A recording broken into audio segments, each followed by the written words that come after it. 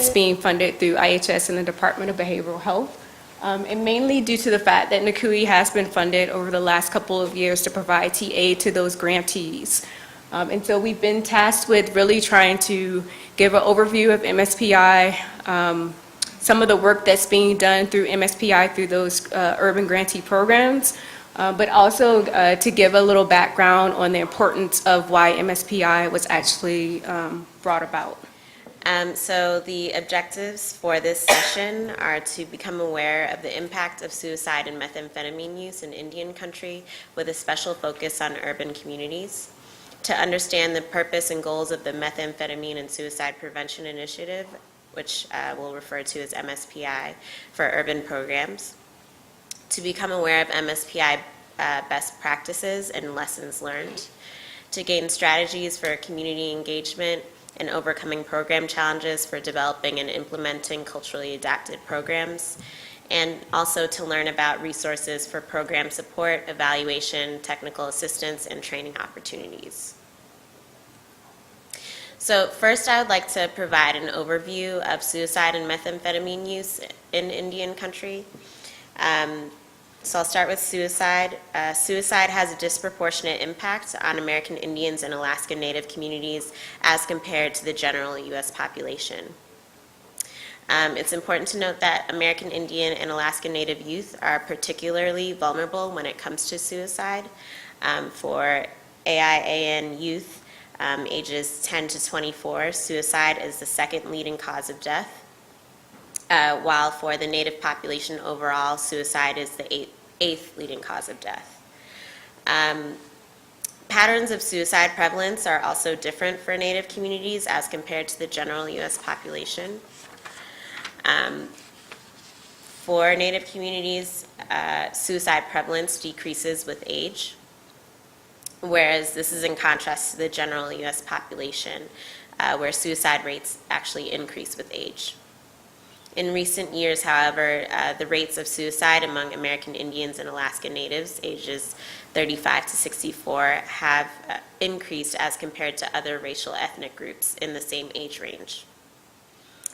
The lifetime rates of suicide attempts and suicidal ideation, which are thoughts of suicide, are higher for Native youth that are on reservations as compared to urban Native youth. I would like to note, however, that although these rates are slightly lower among urban youth, that this population is still vulnerable. There's 14.3% of Native youth attempting suicide and 21% having suicidal thoughts at one time. So researchers have identified risk factors that hold true across the general population. And you'll see them listed here. They include prior suicide attempts, abuse of alcohol or illicit drugs, mood and anxiety disorders, and access to lethal means. But there are also risk factors that are specific to American Indians and Alaska Natives. Some of the factors I would like to highlight are historical trauma. So Dr. Maria Yellowhorse Braveheart, who laid the foundation for the literature on historical trauma among Native populations, defines it as being the cumulative emotional and psychological wounding over the lifespan and across generations emanating from massive group trauma.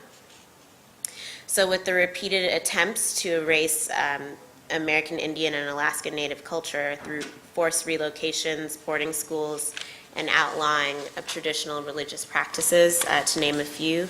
These are some of the traumas that have resulted in the high rates of suicide that we see amongst Natives today. There's also alienation, so being emotionally disconnected from one's family and or culture of origin. This causes a loss of well-being and contributes to suicide risk. There's also acculturation, which is also known as pressure to assimilate. This can lead to a higher risk of suicide because of the increased psychosocial stress and the stress of having to navigate the balance between mainstream and culture of origin or traditional culture. Discrimination is another risk factor. It's linked to suicidal ideation among American Indian and Alaska Native youth. LGBT natives are at greater risk. They experience more discrimination and higher rates of suicides attempts and ideations as compared to heterosexual natives and LGBT people of other racial ethnic groups. There's also the issue of suicide contagion, and this is when suicides occur in clusters. This risk factor appears to be more pertinent to American Indian, Alaska Native communities on reservations.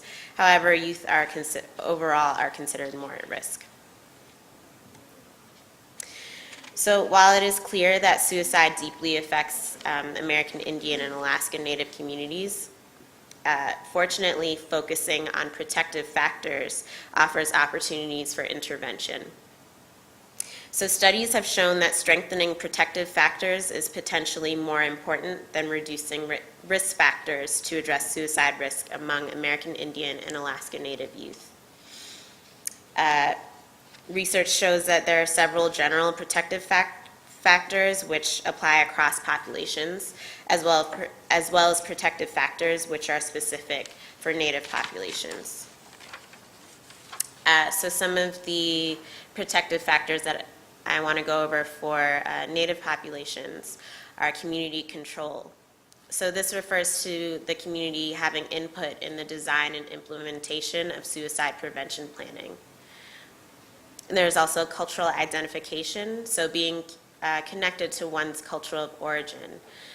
Cultural connectedness is protective because it leads to greater happiness. It decreases the use of drugs and alcohol as a coping mechanism for stress.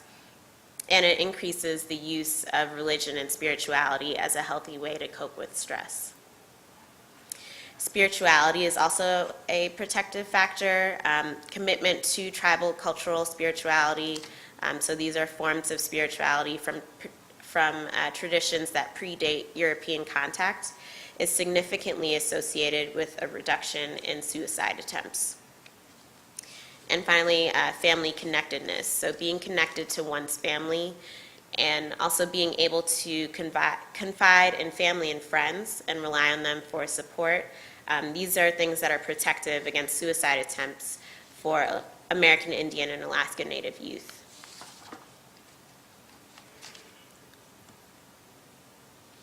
So now I'd like to give an overview of methamphetamine use. Meth is ranked as one of the most widely used illicit drugs in the world after cannabis. Meth use is associated with risky behaviors such as high-risk sexual behavior, and also usage of methamphetamine is a risk factor for suicide. Amongst American Indians and Alaska Natives, meth usage is under research, and most data is anecdotal. Usage is said to vary by region, age, gender, and tribe. The most recent data that I found was the National Survey of Drug Use and Health data from 2002 to 2006, and it said that American Indians and Alaska Natives have higher past year rates as compared to usage rates as compared to the overall U.S. population. Also, when it comes to methamphetamine, it's important to consider access to care. So as of 2007, 40% of all American Indian Alaska Native substance abuse treatment facilities were located in urban areas. This is a problem because 71% of this is a problem because the majority of Natives live in urban areas. Also, less than 1/5 of alcohol and other drug abuse treatment programs nationwide offer specialized services for Native populations. So this can lead to treatment gaps and medical mistrust. So I'd like to highlight some considerations for care when it comes to suicide prevention and methamphetamine use for urban American Indians and Alaska Natives. Historical trauma, so as I previously mentioned, historical trauma is a risk factor for suicide. It has implications for treatment. So we need to make sure that we have trauma-informed approaches to care. Mental health disparities are also an issue. There's a greater burden of issues such as depression, anxiety, trauma, and substance abuse and suicide amongst American Indians and Alaska Natives. There are also issues of access to care. There are a lack of licensed Native providers who would provide culturally competent care. There's also a lack of available and consistent services. So the majority of American Indians and Alaska Natives live in urban areas. That's about 71%. Yet healthcare services for urban Indians is largely underfunded. Urban Indian health organizations, which are responsible for providing this health care, receive only 1% of the federal funds to provide services. And finally, some perspectives on mental health issues. So with Western approaches to medicine, these usually don't include more traditional approaches to medicine and treatment, which when traditional approaches are incorporated, this can act as a protective factor. There are also issues of medical mistrust. Providers who aren't familiar with Native populations and are not culturally competent, these are things that can lead to medical mistrust. And finally, stigma around mental health. This can lead to a reluctance to seek treatment, and this has been seen among American Indian and Alaska Native youth. So the Methamphetamine and Suicide Prevention Initiative, MSPI, aims to address the dual problem of methamphetamine and suicide among American Indians and Alaska Natives through culturally informed and evidence-based programs. It's authorized under the Indian Citizenship Act. It's a 5-year demonstration pilot project housed under IHS for IHS tribal and urban Indian health programs. It currently funds 130 projects, and there are 12 urban grantees. So the purpose of MSPI is to expand community-level access to effective urban American Indian and Alaska Native methamphetamine and/or suicide prevention and treatment programs. The goals of MSPI are listed here. I'd just like to highlight a few of them. So one of the goals is to prevent, reduce, or delay the use and/or spread of methamphetamine abuse. Also, to increase access to methamphetamine and suicide prevention services, and to promote the development of new and promising services that are culturally and community relevant. So what can MSPI funding be used for? All of the funding can be used for the bullet points that are listed here. I'm not going to go through all of them, but just to include, it's to provide community-focused responses that enhance evidence-based or practice-based methamphetamine and/or suicide prevention or treatment services or education programming. There's also to adequately document the level of need for the community, so doing needs assessment and promoting programs that ensure a measurable impact, so evaluation of programs. These are the outcome measures. So the MSPI project set out to measure its impact. So these are the outcome measures for the programs. The proportion of methamphetamine-using patients who enter a methamphetamine treatment program. It'd also like to measure to reduce the incidence of suicidal activities in American Indian and Alaska Native communities.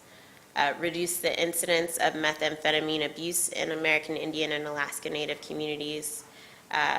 Measuring the proportion of youth who participate in evidence-based and/or promising practice prevention or intervention programs, establishment of trained suicide crisis response teams, and increase telebehavioral health encounters.